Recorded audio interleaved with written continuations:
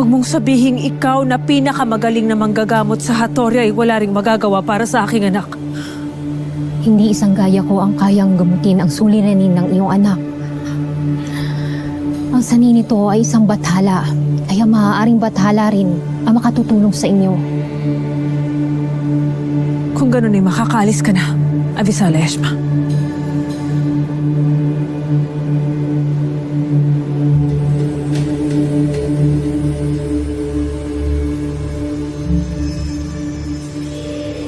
Si Bathalumang Kasyopeya.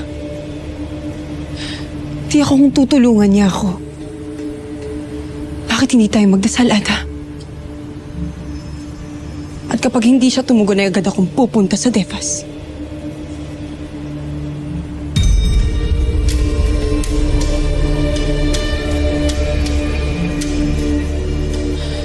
Bathalumang Kasyopeya, aming Bathaluman.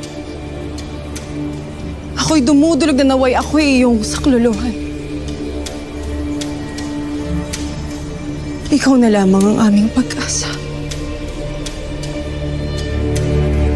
Naway mapalis ang dugo ni Garga na nasa aking palad sapagkat nagdudulot lamang ito ng panganib sa brilyante. At maging sa aking buhay. Banal na Kasyopeya, nakikiusap ako. Dinggin ang kahilingan at panalangin ng aking anak.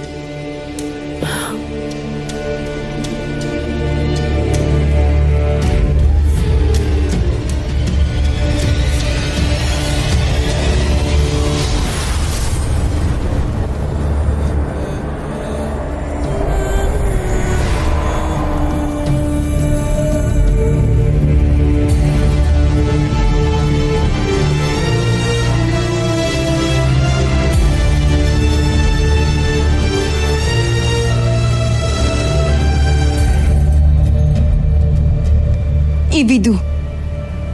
Ako, ang Bathaluman na naninirahan sa kambal na buwan. Bathalumang Halia.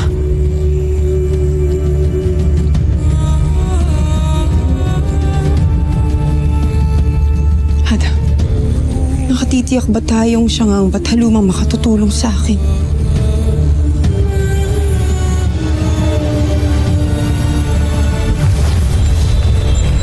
Brilyante ng apoy. Alamin kung tunay o huwad ang nagpapakilalang Bathalumang Halia na nasa aming harapan.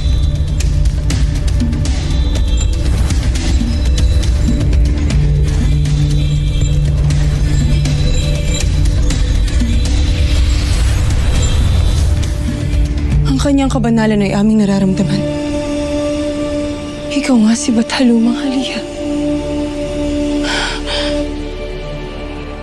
Isang malaking karangalan na ika'y napakita sa amin.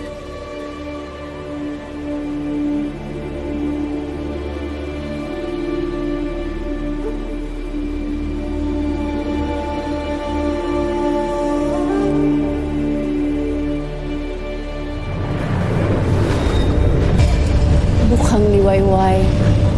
Ito ang pinakamagandang bahagi ng panahon dahil nagsasanib ang liwanag at dilim.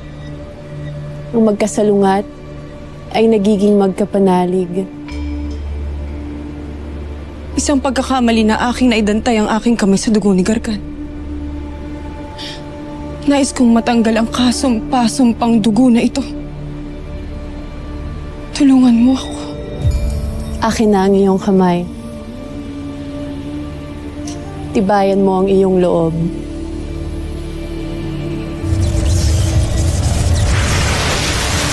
Nardu sande sangre, ivi vacuno sangre. Nardu sande sangre, ivi vacuno sangre. Nardu sande sangre, ivi vacuno sangre.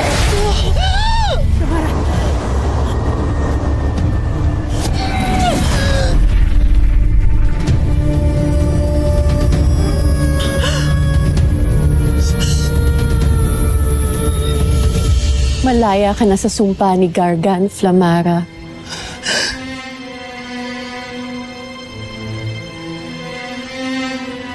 Avisala Eshma.